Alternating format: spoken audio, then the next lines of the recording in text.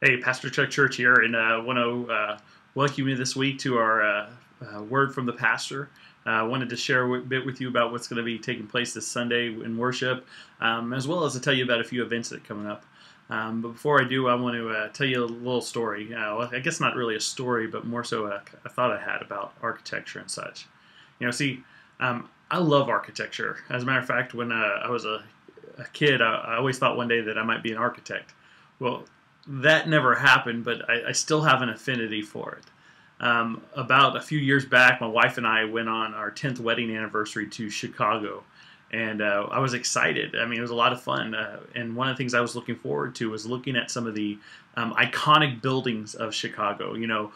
Willis Tower, which was formerly Sears Tower, and the John Hancock building, and so many Wrigley Field. I was just excited. We took one of those little river taxis that took us on a tour and had a guy that told us a little bit about the history of the buildings there. And then, of course, one of the other things I always loved to look at were the churches. I love to look at old churches, new and old churches, and see the different types of architecture that they have. One particular church I was looking forward to was Fourth Presbyterian Church there in Chicago. It was done in a Gothic style. A Gothic revival, that is, by a really well-known architect that had actually also designed the Cathedral of St. John the Divine in New York City. And it was going to be just an experience. And we were staying on the Magnificent Mile neighborhood area, and that's where the church was located, so it was going to be something easy for us to see.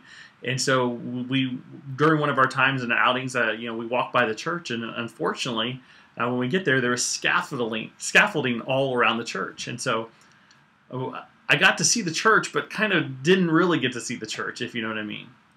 Scaffolding serves a purpose. It's there because they were either renovating or they were doing some maintenance on the building, whatever it was. But scaffolding is not supposed to be permanent. It's supposed to be temporary. It's supposed to go up for a particular amount of time so that work can be done. Today, I want you to think of our church, the church building, all church buildings as scaffolding, if you will, in the mission of the church. Church buildings don't last forever. Although the ones in I was going to visit in Chicago, had been around since the late 1800s, they don't typically last that long.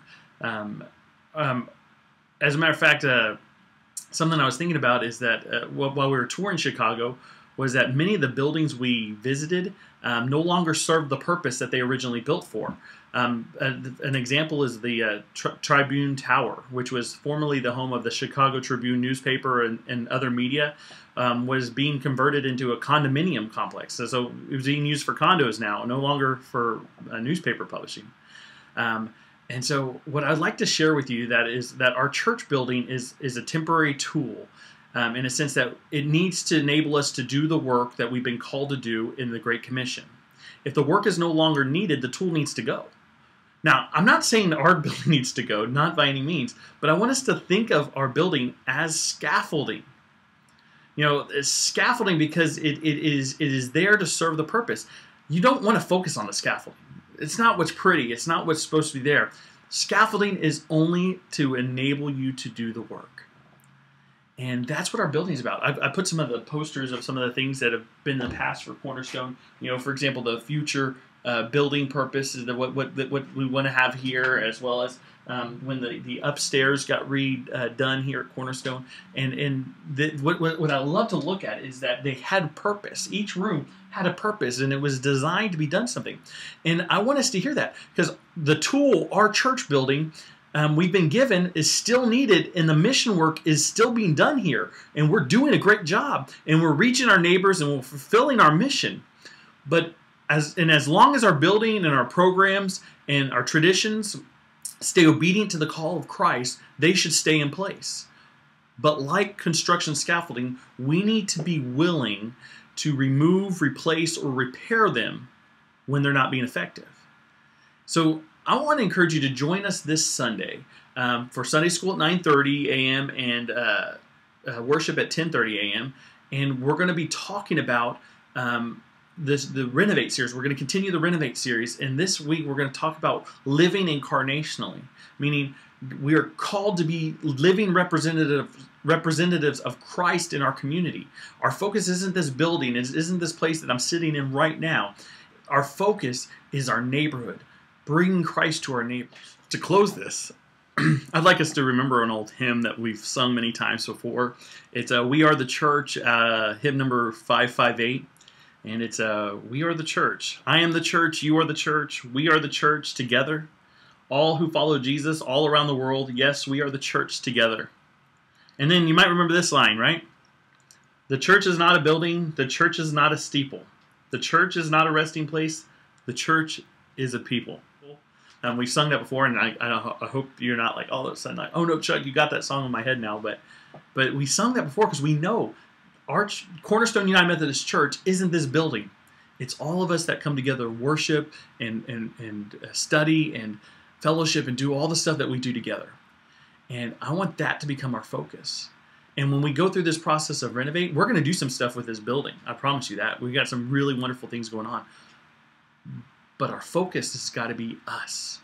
The renovation starts here in our hearts. So join us this Sunday.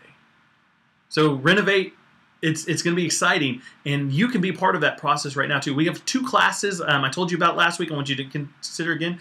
Tonight, as a matter of fact, we have our Marriage 101 class. It's going to be meeting right down the hall from me here in our loft. Next week, the Screw Tape Letter classes start, and we're looking at other things. So we want to continue on with a parenting 101, a family 101 class. We're going to do some other things. We are going to renovate our hearts, renovate our neighborhoods, renovate around us to bring new the love of Christ in all of us. I hope you all have a blessed week. I'll see you this Sunday. It's In God's Grip. I'm Pastor Chuck Church, your pastor here at Cornerstone. Have a blessed day. You wrote a letter and you signed your